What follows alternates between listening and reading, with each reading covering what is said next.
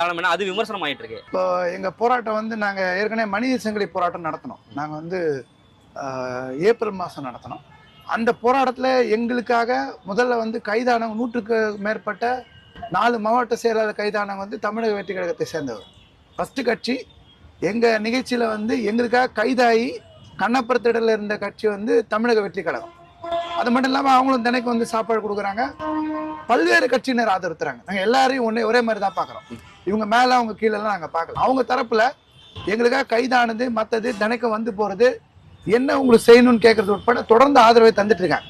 தொடர்புல இருந்துட்டு இருக்காங்க. ஆமா, தொடர்புல இருந்துட்டு இருக்காங்க. புதுசா ஒண்ணு நேத்து நடக்கல. அவங்க முந்தா நாள் வந்து அவர் விஜய் வந்து சந்திக்க இருப்பதாகவும் நாங்க நேரடியா வரத்துக்கு இருக்கோம், உங்களோட கருத்து என்ன, எந்த டைம் வந்தா கரெக்டா இருக்கும்னு கருத்தை கேட்டாங்க. நாங்க அந்த நேரத்துல இங்க வர வேண்டாம், ஏன்னா இப்போ நார்மலா எல்லா அரசியல் கட்சி தலைவர்களோட வர கூட்டத்தை விட அவர் வந்தா இங்க ரோடு டிராபிக் ஜாம் ஆகிறது உட்பட, ரோட்ல போறவங்களாம் வண்டி நிறுத்தி பாக்குறது உட்பட, போட்டோ எடுக்கிறது உட்பட, ஏன்னா நிறைய பேர் வந்து இங்க திரைப்பட துறையை சேர்ந்தவங்க எல்லாம் வர்றாங்க. வரும்போது இயல்பாவே போய் போட்டோ எடுத்துக்கிறாங்க, நிக்கிறாங்க, ரோட்ல போய் நிக்கிறாங்க. இது மற்றவர்கள் இருக்கக்கூடிய ரசிகர்களை விட இவருக்கு தமிழ்நாட்டில் இளைய தலைமுறையுடைய ரசிகர்கள் நிறைய பேர் இருக்காங்க, சினிமா ரசிகர்கள். நான் அரசியல் ரீதியாக பேசல. அப்ப அவர்கள் எல்லாரும் இந்த இடத்த நிப்பாங்கன்னோ, அவர் வந்தா உடனே போக மாட்டார். ஒரு அரை மணி நேரம் இருப்பார்னா ஒட்டுமொத்த கூட்டம் பக்கத்துல இருக்கிறவங்க எல்லாருமே மொத்தமா சேர்ந்து இங்கதான் இருப்பாங்க.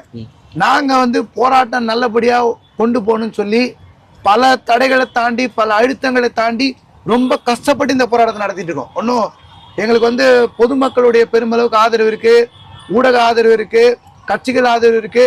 எல்லாத்தையும் தாண்டி எப்ப நாங்க கீழே விழுவோன்னு காத்துக்கிறதுக்கும் சென்னை மாநகராட்சி தமிழ்நாடு அரசு காத்துட்டு இருக்கு. இப்போ இந்த அடிப்படையில அவர் வந்து போய் ஒட்டுமொத்தமா நின்னாலும் இது வந்து வேறு விதமான நிகழ்ச்சி மாதிரி ஆயிட்டாலும் எங்களுடைய இவ்வளவு நாள் படுற கஷ்டம் இருக்குல்ல, இது வீணா போயிடும்.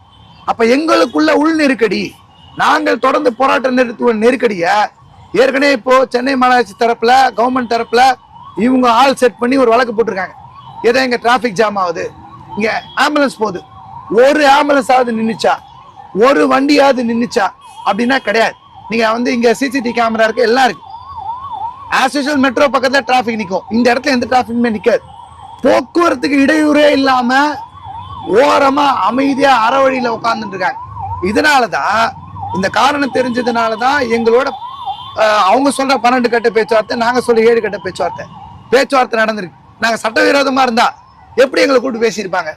நாங்க ரோட்ல போய் உட்கார்ந்தா பேசியிருப்பாங்களா? எங்களை அரெஸ்ட் பண்ணிருப்பாங்களா? ஏன் எங்களை கைது செய்யல? அவர்களுக்கும் தெரிகிறது நாங்கள் அமைதியாக ஓரமாக போராட்டம் நடத்துறோம். இப்ப சட்டவிரோதமா நாங்க இல்ல.